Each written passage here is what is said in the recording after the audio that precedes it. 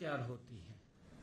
उसी से ही जो आदरणीय प्रधानमंत्री जी ने कहा है और उन्होंने जो नारा दिया है, हमारी जनगणना हमारा विकास, ये इसी के ऊपर आधारित है, इसी के ऊपर योजनाएं तैयार होती हैं।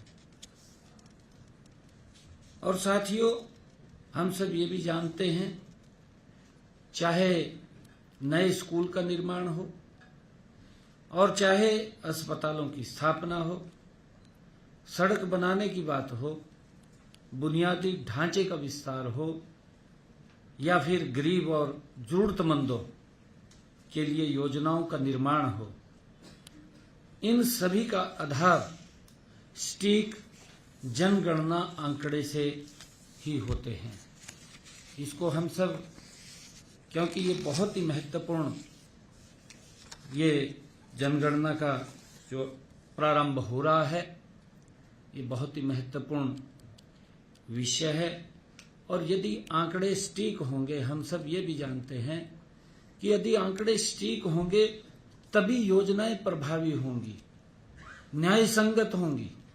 और प्रदेशवासियों को मैं ये भी कहना चाहता हूं आप लोगों के माध्यम से कि आप अपने परिवार की इसमें सही जानकारी और सटीक जानकारी भरें।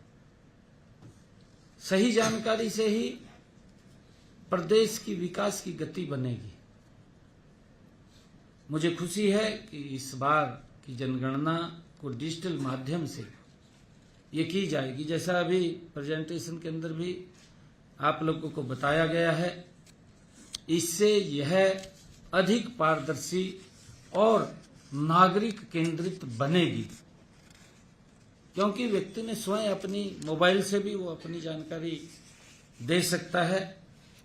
सब गणना की सुविधा के माध्यम से नागरिकों को अपने मोबाइल, अपने टैबलेट या कंप्यूटर से घर बैठे भी इसकी जानकारी वो इसमें फिल कर सकते हैं, भर सकते हैं। इसके लिए एक पोर्टल भी बनाया गया है, जिसके ऊपर अभी प्रेजेंटेशन में दिखाया भी गया है, और इसका नाम sayconsus.gov.in। नागरिकों को अपने मोबाइल नंबर के माध्यम से, जैसा इसमें बताया भी गया है, कि एक ओटीपी आधारित लॉगिन करना होगा।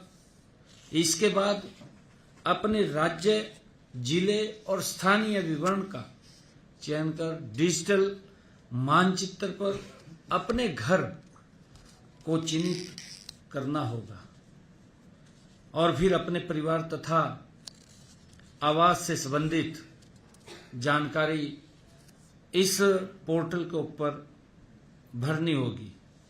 यह प्रक्रिया एक सरल प्रक्रिया है और सुरक्षित और गोपनीय भी है, क्योंकि इसमें कई बार व्यक्ति के मन में होता है कि मेरी जानकारी बाहर होगी, परंतु वो सुरक्षित भी है, गोपनीय भी है, एक सरल भी है। हमने उसको अपने मोबाइल पे घर बैठे ही हम इसको भर सकते हैं। साथियों, जैसे कि आपने अभी देखा भी है, क्योंकि मैंने भी स्वयं इस प्रक्रिया में भाग लेते हुए सब गणना की है, मैंने स्वयं उसको भरा है, भर करके उसको मैंने सबमिट किया है। मैं ये पूरे विश्वास के साथ आप लोगों के बीच में कह सकता हूं कि यह बेहद सहज, समय की बचत करने वाली ये प्रक्रिया है, क्योंकि आजकल डिजिटल का जमाना है। डिजिटल के माध्यम से हम गति से भी काम कर सकते हैं, पारदर्शिता से भी कर सकते हैं, और पूरी जानकारी, सटीक जानकारी हम घर बैठे ही दे सकते हैं।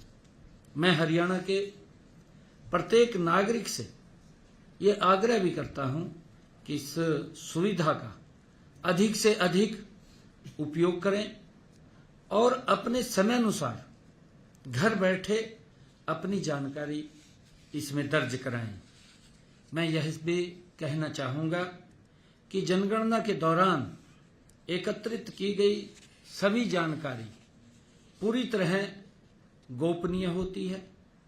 इसका उपयोग केवल सांख्यिकी उद्देश्यों के लिए किया जाता है और इसे किसी भी व्यक्ति, संस्था, एजेंसी के साथ साझा नहीं किया जा सकता, ये भी मैं बताना चाहूँगा।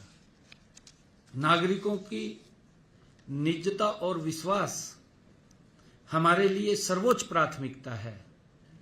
हमारी सरकार की ये सर्वोच्च प्राथमिकता है और सरकार इसके संरक्षण के लिए पूरी प्रतिबद्ध है। साथियों, स्वगणना एक विशेष सुविधा है, हम सब जानते हैं, लेकिन यदि किसी कारणवश कोई नागरिक इस सुविधा का उपयोग नहीं कर पाता, हो जाता है, कोई दिक्कत हो जाती है, उसको सबमिट कर पाता है समय रहते, परंतु इसके लिए उसे कोई चिंता की बात नहीं है। आने वाले समय में आगामी 1 मई से 30 मई के बीच जनगणना करने वाले कर्मचारी घर घर जाकर जानकारी एकत्र करेंगे। इस दौरान नागरिकों से अनुरोध है कि आप इन कर्मचारियों को सही और पूर्ण जानकारी आप लोग उपलब्ध कराएंगे, मेरा ऐसा आग्रह है। सभी पत्रकार साथियों से मैं इस अवसर पर विशेष रूप से आप लोगों के माध्यम से मैं युवाओं, स्वयं सहायता समूहों और रेजिडेंट वेलफेयर एसोसिएशन, पंचायत प्रतिनिधियों, नगर पार्षदों और समाज के सभी जागरूक वर्गों से मैं अपील करता हूं कि वे इस अभियान को जन आंदोलन बनाने में अपनी सक्रिय भूमिका अदा करें। मैं ऐसी अपील करता हूं। लोगों को जागरूक करें, उन्हें सब जनगणना के लिए प्रेरित करें और यह सुनिश्चित करें कि कोई भी परिवार इस महत्वपूर्ण प्रक्रिया से वो वंचित न रहे, वो इसके साथ जुड़े और अपनी जानकारी इसमें सबमिट करें। मैं जनगणना से जुड़े हुए सभी अधिकारियों और कर्मचारियों को इस अभियान की सफलता के लिए मैं बहुत बहुत शुभकामनाएं और बधाई देता हूं। मैं यही कहना चाहूँगा कि जनगणना में हिस्सा लें। आइए मिलकर के इस राष्ट्रीय महत्व को कार्य को हम मिलकर के सफल बनाएं। धन्यवाद। जय हिंद।